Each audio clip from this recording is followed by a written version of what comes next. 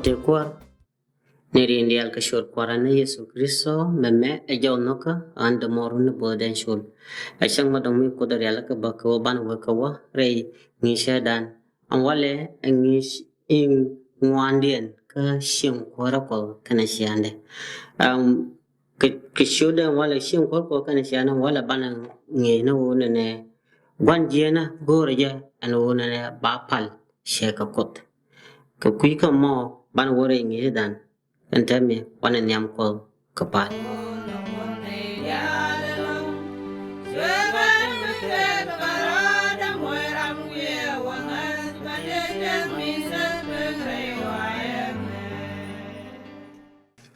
palna gwara matanialo ishodulot ke awai du be agorulat ke pin chet ke mitania ko dinla ta loy ko jiga nyokam enchanga me ko biri ko pika benyam regan ko piko ba ko duo boya du ba ka yenen chami shela ba ko gorulat pin wona me chamin tenia loko godina ketidia tiba ko lenga wale ka ba ko lo haken riede ti reshang ni konesha tidia ba ga ti ka goy ko shodu gar ni Yesu Kristo inona kengi se shiwa shen mi yangai en angel ponde nkule kwanje ni me kare ni pen rejena kalya kana wode ya kamye kot lara mora magoa me sheduer kwa eda ne shuko do kularan tadi ko sheduer bi kom du biepal ko kiko ne shide wo mbo na kan nyu do ma je shoko yor pin en Europe mo shwe angela tun wan na kan shwe ka gol kel ke jola ke ywe kan no ko ba kan no pin chen mi she lar woni mi kan nyu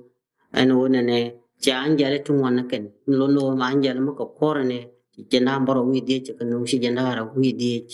chi ka do ka goma ya goma ko ngai yam pin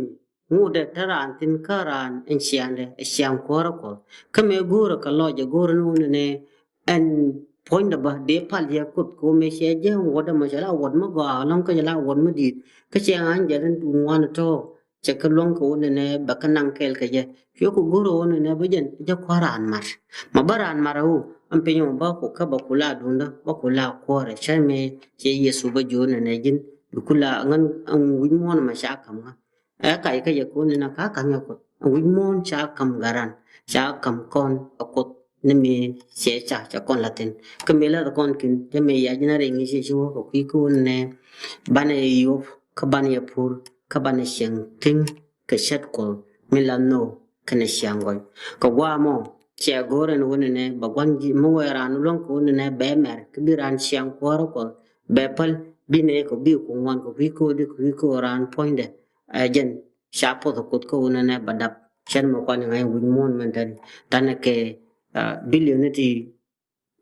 dambaro kani tungwan kan long kani ru ma di ka sha shang kor ko shai lo da kan shadien no lo no te dien te ka te kwan jena ka gwa mo chu fie ko ono ne baran be on wona ma bana jere ona de bare re ona de ka me gura ka lo jan nyen ku ne chang cha lo ran en wona ne be a share de share billion da goro ne a win mon ma kad ba chang to kon tin lor kana kot kia nyin ko ba ka ngar ka nyin wa mo ko lo ne shue chu on de shue ko we shue ran shue long ka ngwa mo chu ran ko ye min ko ron bo ku re ona daga tun wan to gono banang ai sin on me ka on bane je ka duk sha ko a sho ka raw ba ka da mong wan den ba kwen ba kai bo no ka da wan die bo to ka wan baro kete ka tun wan to gono banang ai re de en dur be di ka dur le mo kan dur ma te tin na wan kie be ba to ko ne chiran chiran dur inono awa ko nyam pa kon kalar bukon kwin ka dim bangwan dien ka show karaw ka tup shakawa ka show kut nyal ne kut yen dia tingwa nendien kana tingwa meldien jaka pit re kaka ka show jat teka kana jat min mi muina ngai goi ni kane je jaka pit ni da kaka awana mo bi ngai woni ne andar kaka point in gwa da ne su ko ne cha kon latin te ko je ndaro te ke jet mi mo ina te jad lu no ke jente kon de yare ala ka ko woni ne ban mitin te ke jat kel karade in jad mo che larin jad mo ina ngash kama gwa kana majiya anjen jadinan ke che pis che la ni andar kaga ma chai kulti ka mu anjan mu na ngash kama gwa majiya mu pi re jena to ke mu pi re jen kel ke kyo bani jena wala ku pi ku ne ko gori ya woni ne tidiya pikalat ka do binana gori jin kada goro woni ne beju ne chule beju ne chule ko pi ku ne mi jetetin me she munen jada mo she pit she la nan dar ka ko no she jendi altin go median ka go ne ndien che ka pit me abur jan mo jat mo go ne nde jen kon nan goro ni ga twal me mi yo ka me chi wo gon so kon ti la jal ga ti tu yer go so kon jar ya la ka na bi ka jin jana to takatin awana mo shwe ka la pin bano ko kadon won de yen shwe wona ne ka shu ko nyal ni ko ran kan ka shwe je las rai ka ka iden ko baje fur ka baje yof ka sho konyal ni ko jelwek abum along way minire jien ka ka dial chat ke min gori ka tida shu min dial injagran ka ngai mi gwa kene mi jia ka mo wija wo sham kenjan shang amo bidillu kwa matega tungwan gono bana ngai tenen tadi che jodo ne minire jiendia tindere kaga kwele wo jat news na magwa kana majie janon kwele woni ne chuisam ke shang ni bi sham bidillu adir ngor baran ka balong adir ko bidillu wala gono bana ngai lia long lia ponda da kule long hona mai ko dalar an shang bi sham ni an jada mo bidillu naka gwa edan na me ke na la dok tana adam kene if shu ka duer mai an lia malo da no wona ne arin kane ye abar dienda chana de te kan tadi chanda ma te kan tadi ko onda de rei wi mon ma chani lia ma sha la ra ma ye lu we ne anjen wona ne ma chi ye de kana point de sha dienda bi ring bloy tur bi ye bloy ne albawe ara mo shelu kama yu ko ko la na en chang bi sham do jia the mo abilu rut na no lia wana mo tede lo no wona ne bi ring du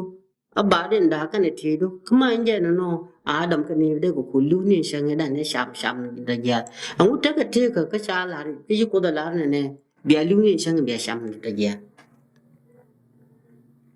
mo no lo na ka kadam bon wan den bani je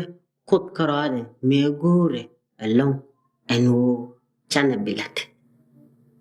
kot kare goro bakon la re ka iden ko kiko ne bana mi je ngash kare goro bana mi je ngash mi lo no mi je tete but kare goro ko o bana ngash ne je inono anje ne tetin ke waje ne ka shorya go shang na ne biya go inja da mo biya ma je biya ngash ko tan re shang ma go mi je tetin kare goro bana ngash angai ka mi je anje ne nan kon re dure amu mo lo da kan nyari me no ngai ka mi je anje nan kon re dure kulu ko dan wal te kulu la re shu kwel shu dom shu ranak shu kwel mai ko da la re shu kwel an kwel jega bat kut la re no wona ne che goro bi kwel bi ngash ko mu changa bi ngash bala mu je ko changa nanin bi kwal ke je en changa bi kwal ke rimu dit kana mu kwal ke changa bo la kwal ke ya la kafta ko gwan je na ramu pel che la goro bai ka mi shi ngash an goide an kwel bilusin kareo bilusin ka dio ka kula siang te ka do kana no le rio lari kara de dien chui na ra de dien ke nya ra de dien to na ngato kan chang to ka sheng ti je anjen luka ko awone ne mu yo ngas ni nanin sha gor akot be ja ko na be kafter ko ne shi bi pal shera mo kwel me kwel sai tu be ngai kwel ga bongon mate tin ko je yen yo to kon ken to kon kwa la je ko lor ti le choi mo dit la we dul ka nyen wa no tin wa no ra dong kong ka yo kia ka chung ngon ba ko ka yo tu tot ti le choi mo dit ti la pai me li ba ti le nin ran di ti li ba ti le nin ba kan ti li ba bo ku la ka lar ma tia tia kan lar mo siang mi je mo lo ka ko ino no kama chu ko de la ne chu dom awone ne chu shek gor ki shek ra dien ki chu nya chu gor ngo mo lo de no na ni nyen do ba kele mo wi yo ngas ni nanin sha gor ko la be ja ko be kafter palun jaw ko wam to ma be na ban bo ko niam ko ki ko ban ya gu yon dun ko ne mi ko da la ne ma je ma che gor be ngas ngo mo lo de te kada palun jaw wam to ma be na sho do non ko te Yesu Kristo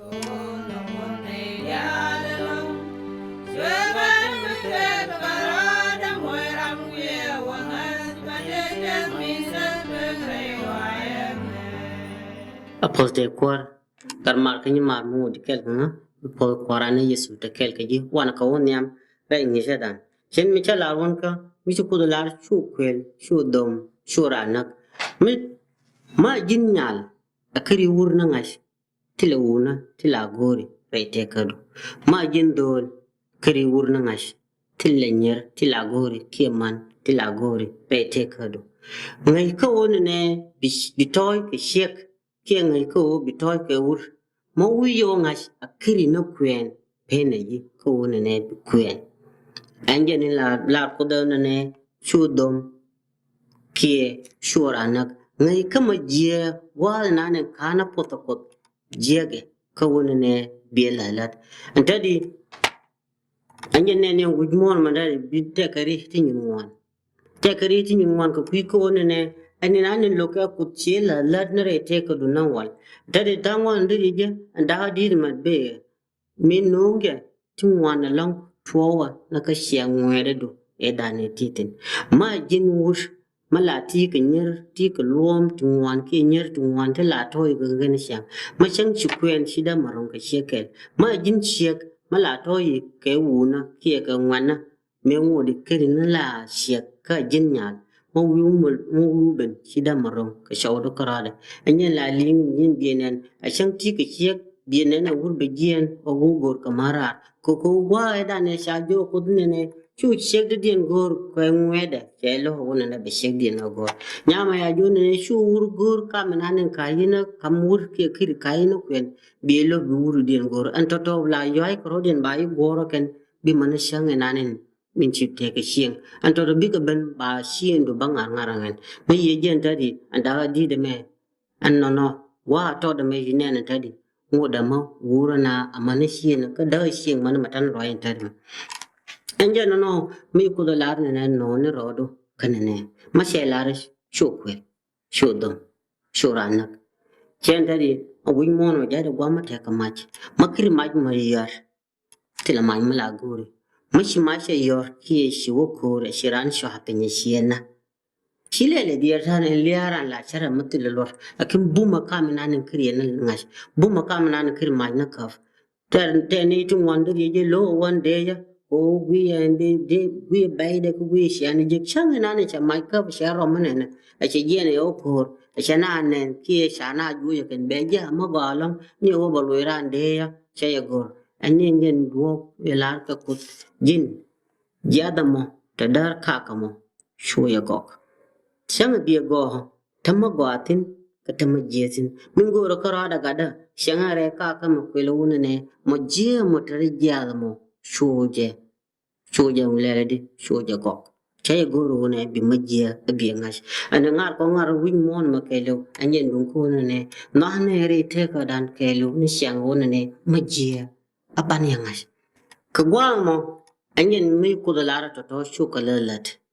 anyen no ne she ya goro ne ne jiama abine mi ko da lara ne shu kwel shu dom shu ranak ajilo ya go ajilo ya jo no nguma laro shu kwel ke shodam ke shoranak ni no wonne en rieda ma ponde ka duop ngot gora lo de no ne shu yelat milu no ne ti kalwan ko bielat kwelo ne chay guru bielat mu shay jo ne shu kwel charama apun nga ya wodi de kwal nga ya wodi kalwan wodi de kwal kwelo shu yelat ko wodi ko ma je shu shegra de den gur nga ya wodi kalwan wodi shegra den gur nga ya wodi kalwan wodi diri shawra de den diri gur kwelo shi jo ne jege shu yelat chura nak nga yo ti ko bomo de na ra kwelo yo ko dolar ne shu jelas anto to kendi al ko lui ko nga kan to dia la tanaka lon ko banakalat kwelo wo ma chelar chu kwel chu dom chura nak chu nyara bien chu ko gwe anto to ko lui ko nga kan ti dia la to ngul danaka lon ko wona ne banakalat antadi min ba ti ke ji karmar ke nyima ka ba je ke ji jiramna ni wot kiri wurnangas ma jinya kie kiri siang manangas ma jindol kie ngode timweda kiri gwa ko bila shek ke bila wut mate ke shine kiri nangas mago ya long ka puch en wona ne shang nane bikot de kam shego kie bikot de kam shodo biatiria shiendo no ni rodo kaminan ilo kekot shu wurbingas kiri ne te ka show ka chu chiek bingash akarina teke akarina teke shieng ko kwi ko on to an kan tin gon to gor rewden min chelare ya wona na jin non ro do kwi de ko wona ne puj kenyin ku shieng mo gor bo right tin ko gwamo di ko wona ne min anin bishara run ko kwido ko kwi ko wona ne ti shiendo an wona ne an toto chingaito mengu de kiri na la shek mate ka shiendo la gor ka jire sharako amana shiendo an ideal te chingash mengu de kiri na te ka shiendo jin wur la ngut ka mo gor ka jiken singchi te ka shiendo de jiti ni shiendo de ju wuju sharana ne te ko te ya kon ya te on te ko te ka gor ke lo no dum ti shat du kon sharo de ngana ya kon ko ne nyameda ne be ya ko lo ka ji ko me ne le dangane o ko ne nyame ni tanen ko gwa ke dangane ko ne wurma diri ro de ti shen ko le wone ne shwete ne siang shwete bi mo to shang bu shar ne ne ti ko dong pi ko ba ne to a chang chi wo ka din wonu ma te kra de din tim ko le wo ma shi wu shi de ti le wurma mar ngai re te ka a wudu ba kula shawdu shi pen ke chi wu shi ne tile nyami mangai an robo ma sharo da dil shida mar shartin chan ki aga yana shegu ke shan ya ga yana shawru tile wuru der mar shar tile sheng der mar shar ka tile to ko kendi de yi mar ja ko na der de shianu de ngar kare te ka diro de an robo mo ti shiendo ka shieng ya kamal a shan ci wore na ta tun wanti je ti lat ka kan til madam mar wo kel wedu made shianu da ngar shiendo wala kut ngisa kon kenjen ngisa ma en wona ne barroda ni yof gwal na dia kon ne te tana ka garati dar gwalo ngo gat kon ban ko ngo antato ngar ka shi ngar kan mo wi kwa an kwala mo kada shuwa wona wo ko wona na mu kwala ngash be shang te ka to ba ngar an kora mo gada shuwa ngai ko mu wi ko ngash ne shang mo ba shi bino chene te kon la ngai ko no ne ba ko na ni na kan en North America ma te ko be indi kan re indi dan kan na ni te kontin we kan wona ne de la bai betul wel ko wara kan ten tro kwal nan la kwal kana ka Sudan ke ka Africa tel ke mi la na te ji abne na ba yo ko ba wa wona la re ga ni na ga tu ne she gun ne she no ba ba ka ni ma tangwa no mi ka ben kan ni te kon te la te ko ngot ko wona ne te la ra mo go ro ba pin me she ne la na ka ye ka dong ti ma din me aja kan ba ni no ni Africa te ka ni ti dong la na ka ji ran bang dong ne ne ji jin ka ma dung ti ni na tare da dong sha ma de ma ja ka dara ti ga ya ma na run ko lo ba yi ku ba kan na ba yi ku ba ga nya ga ku ko ne ne mi che nga yan do ble ta mo o bilu sa ti la ma ro da ka ya shara ma na la je bo do ja le ma bara ka kut me ya kon kam wi mon me na ko tudde ya kan ko ya kon kam wi mon ko ne bana e yof bana le di al ban ka yof ko barada yof kam na kon ka bana sing to go bana ka sing kam ne kon an gwa ma gar ma ka nyima a kut che gur an wona na ko an wona ma ban ko ben ko lia poinde ka do bina na cha la ni ko lia lo da no ne shi jien ke me sha kam ji ko abilan ne je shiro do wosin shi wala na ma de dien angel me kara na duer la de me la cha kam je sha kam wat ka sha kam ngat ka ya kam kom ko ne ba wi ko ba kom ko be kam me she pal she wala no lia na ro de angel ne shi nong duer kon ba ya kon kam wi mon cha chu ko la ri yo fa ya ka biya daptin ka biya ti dia bek la ma cha na ga pal bana bo go na do ti kon ti sha go ro ko angel lia lo de no ne mi na ne sha kam je ko an woni ne bilat kana woni ne bitir ka ji bi mana wo shi sho makri sai sho ko be sho goda engine lia point mi lo no tite ka ko lo woni ne am la ne gor ko do woni ne bi shof ke bilat kriye shof cha ko lat ka gwa ma ka gwa ngi ma shi won she go mi le ne lia wi mo na me engine wo ri shi wi mo na ko kri mi nan shi ko di no wi mo o bilat ka kuide ni woni ne riuma di kana da matana waje na kat kel ka te sha ne ya ko wi mo kare na kwan ko wona na belat ken mi sha lar kan je shi wo mi le na liya ka kon ne tin sha na roda na ji ye ka enge no wi mo na me shi ngi ya ka me no ko ji ya ko shi kush la de na mde den mi lo no ne shat de sha la yi ko shi pal shi nang na shat kwan je na ka do bo mo ntadi shi ngi wi mo ko lo wona ne ti te ka ala ring kita teka ala ye ko ma ti teka ala ye ka ye boy diri lanan minane gorke siang ko ko mi ya kana na gar mar ni mar go ran balar bay jone ne one ne biloy teka ka siang ko ko bi ko yukula kam pode ka bi ko du kam ngada antadi gor bokut la ta lai ko ko wona ne chakon chofka ka to ni se me bi mana bi ngi de den ben ka ta lai da na siang la ne ja kedit antadi ban dit maket di dama tile sho ka bible ona me ko lo sha gora sang jala do kristo anti ne ji my lord andi mo ko kuira ma shiba kon dia sana ba ri mu dit kana shiba dong ling jo don tare ne o pu yin ti la dati sang ko la kel ka ke tel ke re ti ko tu do ke lo shoi ma jali dor ti ko na be nyo boy de ka be nyo siang ko da ka be nyo nguri ko bilat ko kuide siang ko ko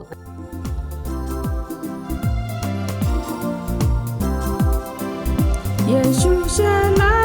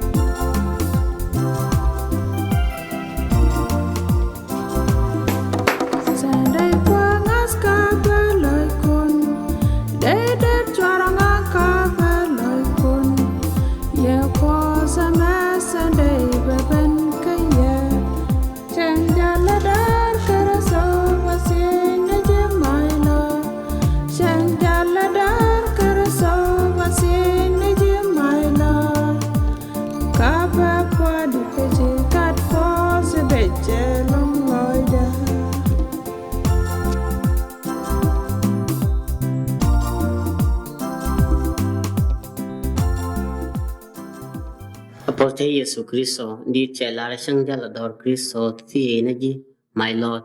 and do mo lo no ne ko ti ye o blun shang kwara da ka ko ne biminan shi ko dar yala ka ko fi de bi ko langash an wala goron bi ti shi ko fi ko karma ti ko be o shang kwara da ka be nyo boy da ka be nyo minan gore ko wona ne bilat shang da wono wi mon kama shi na o bala shang kana don wala goro bi pal kel kanga ka pala me palne